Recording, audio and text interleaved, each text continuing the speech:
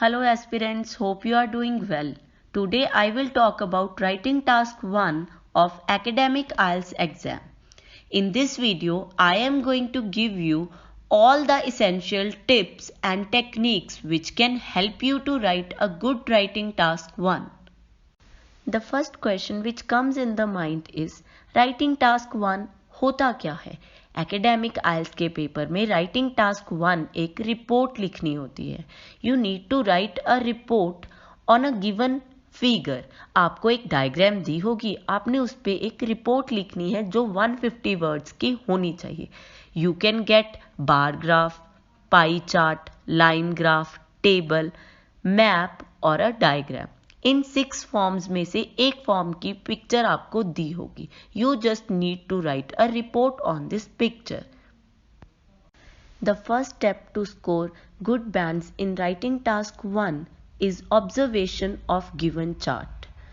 You just need to observe the given figure in a very proper way and try to understand the given data. Spend couple of minutes in observation. Scan the given chart properly. अगर आप proper data को scan कर लोगे, it would really be very helpful for you.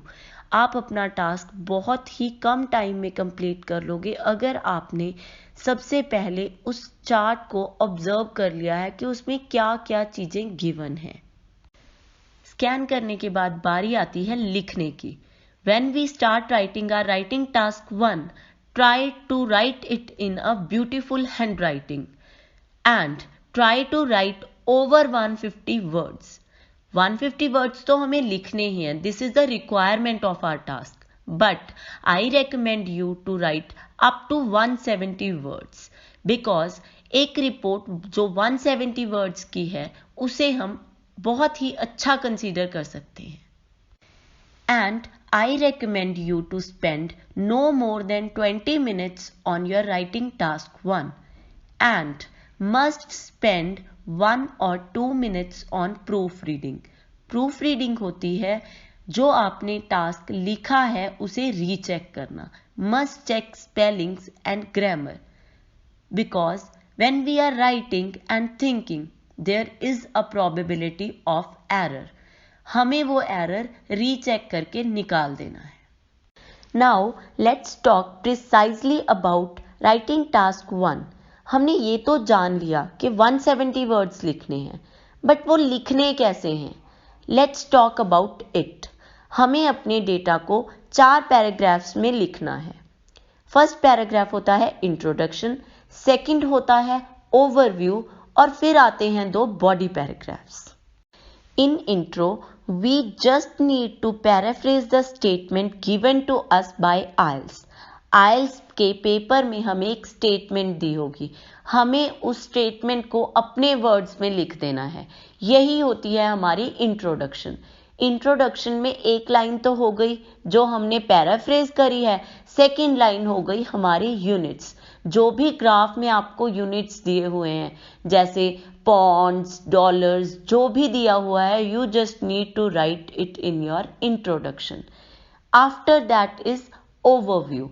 Overview होता है कुछ भी highlighted information, कोई भी की इंफॉर्मेशन जो आपको ग्राफ को देख के समझ आ रही है. You just need to write down only key points in your overall. कोई भी मैथमेटिकल डेटा आपको ओवरऑल में मेंशन नहीं करना होता है. You just need to write basic trends जो आपको देखते ही अपने ग्राफ में से समझ आ रहे हैं. आफ्टर इंट्रोडक्शन एंड ओवरऑल हमारे पास आते हैं 2 बॉडी पैराग्राफ. हमें सारी की सारी इंफॉर्मेशन अपने बॉडी पैराग्राफ्स में मेंशन कर देनी है. आपको सारा मैथमेटिकल डेटा, सारे फिगर्स को बॉडी पैराग्राफ में डिस्क्राइब करना है, राइट करना है. आप पैटर्न भी बना सकते हो. फॉर एग्जाम्पल, स्टूडेंट ए के मार्क्स हैं 10 एंड स्टूडेंट बी के मार्क्स हैं 30. So you can write B scored 3 times the marks scored by A.